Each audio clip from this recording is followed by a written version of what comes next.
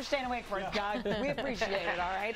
Let's talk temperatures this morning in the mid-70s. A sticky, steamy start to your Monday. No changes from the forecast this past weekend. Highs today going to 90 with about a 40% chance of these afternoon showers.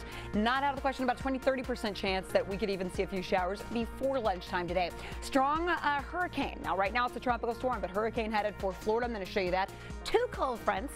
Here, we're expecting that this week, and that fall feel will really arrive by Sunday. This is from the National Hurricane Center. A Category 2 hurricane by Thursday is headed for the Florida Panhandle. We'll talk more about Tropical Storm Michael at this point coming up next, Doug. Okay, thank you, Cheetah. For most of your lanes, rush block traffic this morning. All those inbound lanes are looking good right now. 1488 to downtown on the North Freeway, 66 miles per hour. East Tex Freeway, 71 miles per hour. Looking at 290, 249, also looking good on the inbound side. Katy Freeway is also good on the inbound side, but it's those outbound lanes near Brookshire you have to watch out for. There's an overturned big rig and a hazmat spill. I recommend you make a detour, not just to Highway 90, the business route there, because that's also backed up with the frontage road, but take FM 359 to 458 southbound into Sealy and use that to get over the river and connect back to I-10, guys. What a mess. All right, Doug, thanks. It's 2 minutes after. You know we had to start with the Texans this morning and a victory Monday, right? The home team picking up that big win in OT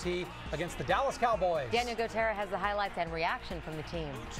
Well, it wasn't easy. It definitely wasn't pretty, but the Texans will take it. They need overtime to take down the Cowboys 19-16 in a game that featured so many ups and downs, so many questionable coaching decisions, especially near the goal line. Texans 1 for 5 in the red zone. They kicked field goals of 19, 20, and 21 yards, but they still got the win. It was a gut check victory. They needed to get this one at home to keep building momentum as they go further on in this season. I think we about had enough of overtimes, huh?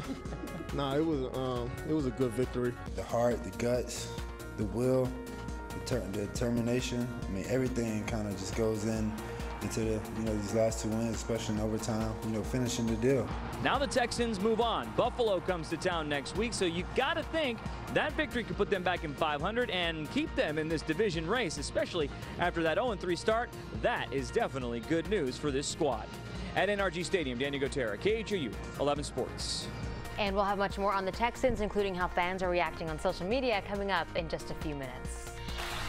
Right now, coming up on 4 minutes after, big day of campaigning in our Senate race today. Ted Cruz and Beto O'Rourke both have events planned today, and our Michelle Choi is joining us now to tell us about both. Michelle?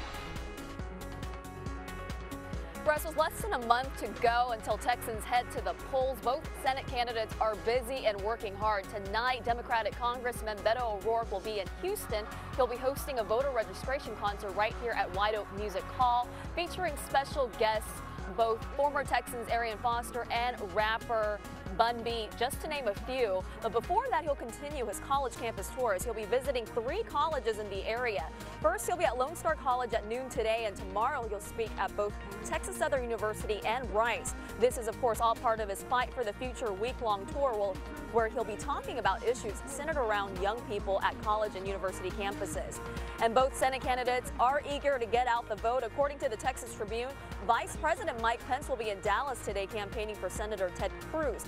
He's back in Texas after being in D.C. for the Kavanaugh vote. As for Cruz, he spent the weekend knocking on doors here in Houston. And as for that voter registration concert here at White Oak Music Hall, it's set to start at 6:30 tonight. Guys, back to you. All right, Michelle Choi, thank you for that. We have new details this morning on the man who's accused of running over and killing a homeless woman during a high-speed chase early Sunday morning. Julian Sosa did not appear in court overnight because of some medical issues, but a judge did set his bond at $1 million. Your Rush Block continues with the day's other big stories, starting with the woman's body found in a retention pond in Fort Bend County. Investigators say the woman was reported missing on Friday. They haven't released her identity yet. They found her near the Cambridge Falls neighborhood, and it's still unclear how she died. 20 people were killed in upstate New York when the stretch limousine they were riding in ran a stop sign, crashed into a parked SUV, and ended up in a ravine. This is one of the biggest loss of lives that we've seen in a long, long time. The NTSB is investigating what caused that crash. A new UN report on global warming warns of a life or death situation. The International Panel of Scientists says we need to limit human-caused warming to less than 1 degree Fahrenheit. They say it would prevent more heat waves and droughts.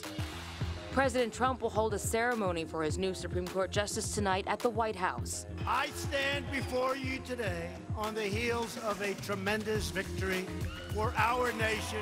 Brett Kavanaugh was sworn in on Saturday after a 50-48 confirmation vote in the Senate.